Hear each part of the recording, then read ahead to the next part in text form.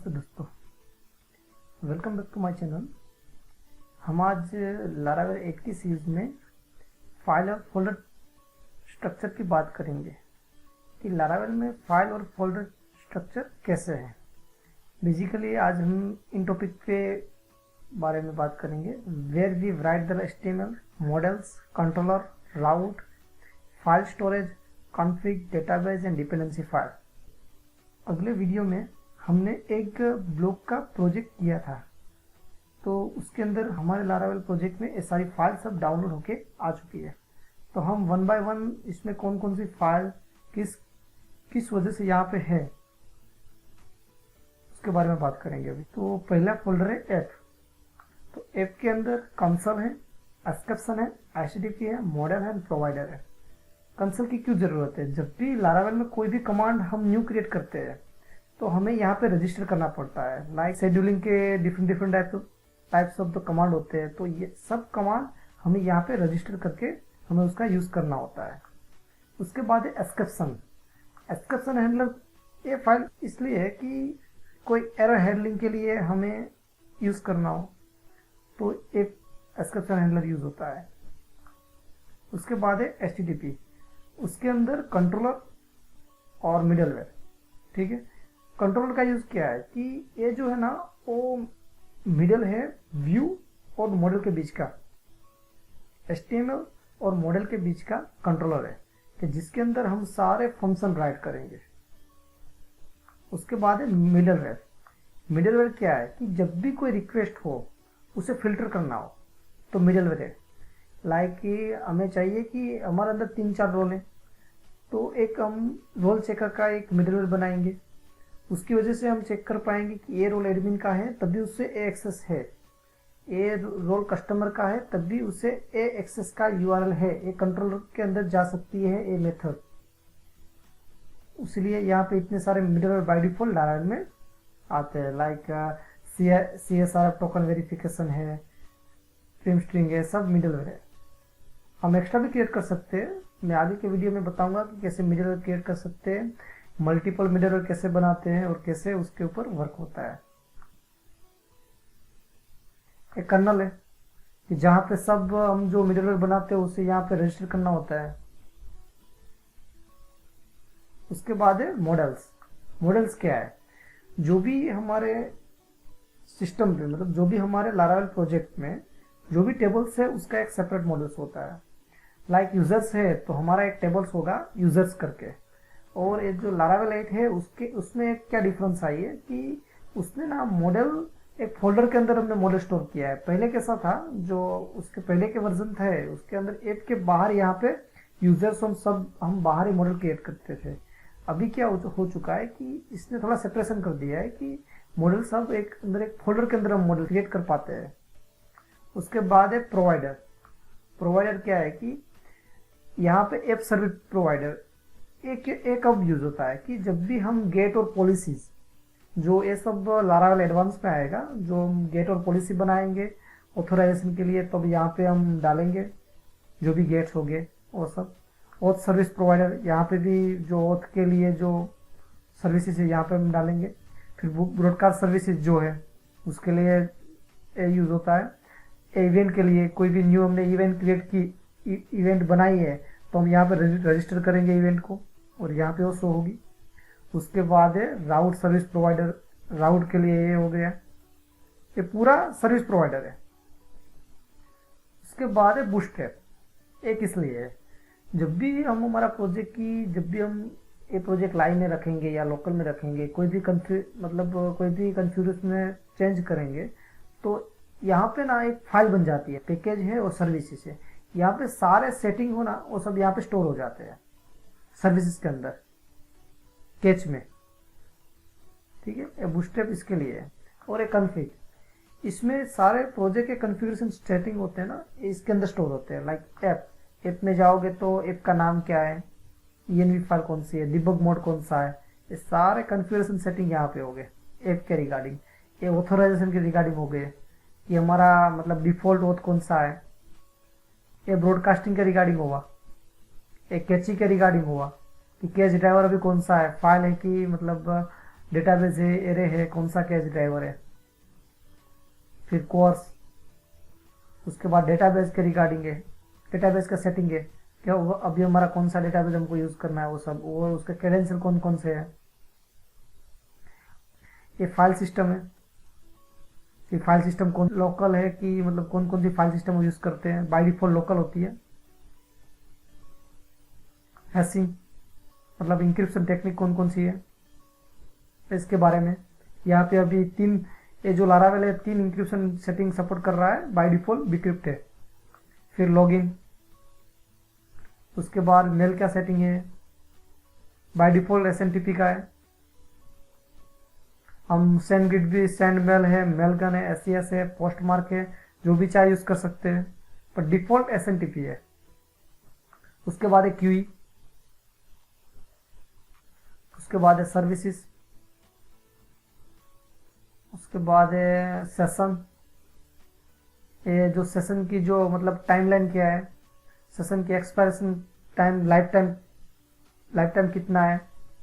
फिर है व्यू का पाथ कौन सा है, ठीक है। उसके बाद है डेटाबेस। ये जो डेटाबेस है वो ज़्यादा यूज होने वाला है। ये जो database config, app, resource, public और राउट्स और स्टोरेज, ये जो है ना वो सबसे ज़्यादा यूज होने वाला है हमारे प्रोजेक्ट में। कोई भी बंदा लारा में वर्क करेगा ना तो ये चीज़ ना ज़्यादा यूज होने वाली है।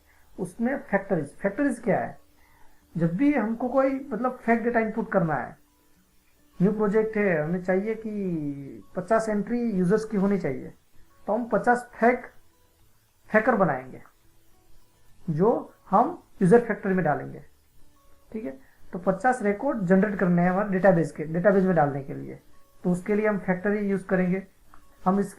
हम जो भी यहाँ पे जितने भी मतलब फोल्डर है उसके जो भी फंक्शन थे उसके लिए सेपरेट वीडियो बनाएंगे। उसके बाद है माइग्रेशन। ये जो माइग्रेशन किसके लिए यूज होता है कि जब भी हमें कोई न्यू टेबल बनाना है तो यहाँ पे सब स्कीमा राइट करते हैं, ठीक है। ये यूजर्स का टेबल बनाना है, उसके लिए ये सब कॉलम है, नेम, ईमेल वेरीफाइड, पासवर्ड, ये सब कॉलम है। तो जब भी माइग्रेशन रन करेंगे तो यूजर का टेबल बन जाएगा, ये इसके रिगार्डिंग है। उसके बाद है सीडर का क्या यूज है, जब भी हमको कोई टेबल्स है हमारा और उसमें हमें डेटा फिल करने हैं, फैक्टरी में हमें डेटा डमी बनाएंगे, फिल नहीं करेगा वो, सीडर क्या करेगा उसको फिल करेगा। माइग्रेशन क्या करेगा, हमारा टेबल क्रिएट करेगा डेटाबेस में। ये तीनों चीज डेटाबेस में हो गई। ये तीनों जो है फैक्टरी, माइग्रेशन और सीडर, तीनों चीज उसी रिगार्डिंग यूज होते हैं, डेटाबेस के लिए यूज होता है। उसके बाद है पब्लिक फोल्डर क्यों यूज होता है, जब भी हमारे प्रोजेक्ट में जो अगर हमें कोई HTML है तो उसमें CSS होगी, इमेजेस होगी, GIF, SVG, ये सब जो एसेट्स होती है ना वो हम पब्लिक में रखते हैं। यहाँ पे सब एसेट स्टोर होगी, जो फ्रंट एंड की एसेट जो होगी ना यहाँ पे स्टोर होगी। उसके अंदर XTXS फाइल है, ये सर्वर कॉन्फ़िगरेशन फाइल है कि पहले कौन सी फाइल लोड करनी है, यहाँ पे सब दिखाए, सब यहाँ पे होगा कि index.php को लोड करो। और ये फेविकॉन है index.php, ये जो फर्स्ट रन होने वाली फाइल है, ठीक है, प्रोजेक्ट में index.php। जब भी पब्लिक के फोल्डर के अंदर आएगा तो index.php फर्स्ट रन होगी, क्योंकि XTXS में वही कन्फिग्रेशन किया गया है। उसके बाद है रिसोर्स। ये रिसोर्स का क्या है, रिसोर्स में CSS है, JS है, लैंग्वेज एंड व्यूज है। CSS में अंदर क्या होगी, जो अनकंपाइल्ड CSS होगी यहाँ पे होगी सब। JS के अंदर सब JS होगी यहाँ पे, अनकंपाइल्ड JS। अगर हम कोई व्यू JS यूज करेंगे तो सब JS यहाँ पे डालेंगे। लैंग्वेज जो लोकलाइजेशन, यार मल्टी लैंग्वेज हमको साइट बनानी है तो हम ये लोकल लैंग है, लैंग FR है, लोकलाइजेशन वाइज हम यहाँ पे लैंग्वेज के फाइल क्रिएट करेंगे। व्यूज क्या है, व्यूज मतलब जो भी HTML सोर्स होगा ना वो सब व्यूज में होगा, ठीक है। बाय डिफॉल्ट लारावेल में welcome.blade.php वो रन होती है, बाय डिफॉल्ट ये फाइल होगी ना वो हमारे, जब भी हम 127.0.0.1 टाइप करेंगे ना तो ये फाइल रन होगी बाय डिफॉल्ट लारावेल में। अभी हम देखेंगे यहाँ पे ये जो रन हो रही है ना, यही फाइल है, ये जो रन हो रही है ना, ये मैं सर्च करूंगा लारावेल कीवर्ड को, यहाँ पे मैंने सर्च करूंगा, ठीक है, लारावेल न्यूज, तो मैं यहाँ पे 1111 टाइप करके सेव करूंगा और यहाँ पे देखना ये आ गया 111। मतलब यहाँ जो ये व्यूज के अंदर हम पूरा HTML यहाँ पे राइट कर सकते हैं। ये होगा रिसोर्स की बात। इसके अंदर भी बहुत सारा हमारा मेन काम इसके अंदर भी होता है। उसके बाद राउट्स, ये राउट्स क्या है, राउट्स भी मेन पार्ट है पूरे लारावेल में, बहुत अच्छा काम करता है ये चीज। उसमें एपीआई है, ये जब भी हमें एपीआई इंटरफेस बनाना हो तो सब एपीआई के राउट्स होते हैं ना, वो यहाँ पे राइट करने होते हैं। चैनल, जब भी हम ब्रॉडकास्ट चैनल बनाते हैं, जब भी हम चैट सिस्टम बनाते हैं, मतलब मल्टीपल यूजर को ब्रॉडकास्टिंग करना हो, तो जो भी चैनल बनाते हो यहाँ पे आती है ब्रॉडकास्ट चैनल।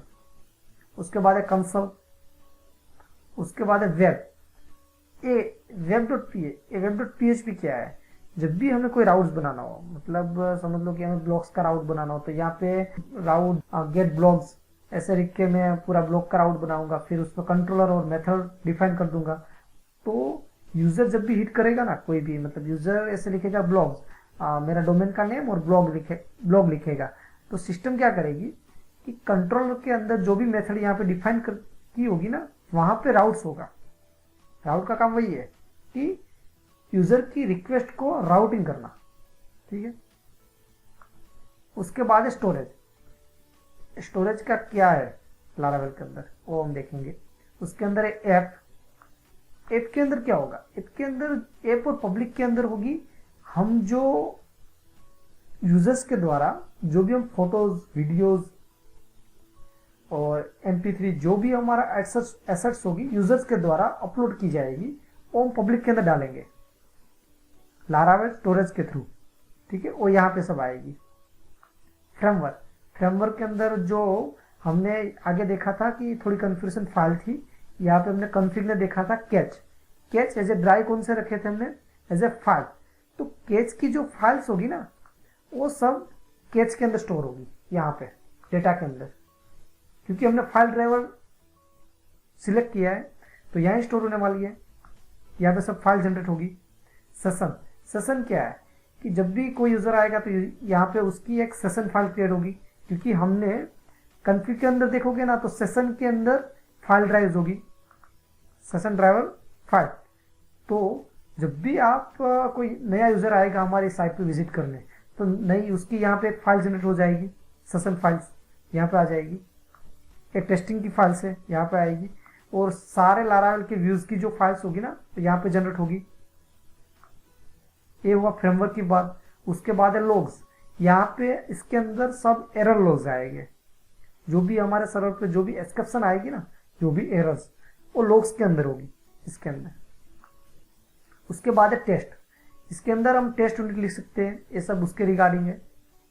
उसके बाद है वेंडर्स। वेंडर क्या है, वेंडर के बारे में मैंने जो कंपोजर का एक वीडियो बनाया है, वो मैं अभी इस वीडियो में लिंक डाल दूंगा, वो भी आप देख पाओगे कि कंपोजर की क्या आवश्यकता है, कंपोजर क्यों चाहिए, उसकी डिपेंडेंसी क्या है, ये सब पूरा है वो जो मैंने एक वीडियो में पूरा डेडिकेटेड वीडियो उसके लिए बनाया है, तो आप वो भी एक बार विजिट करके देख लीजिएगा।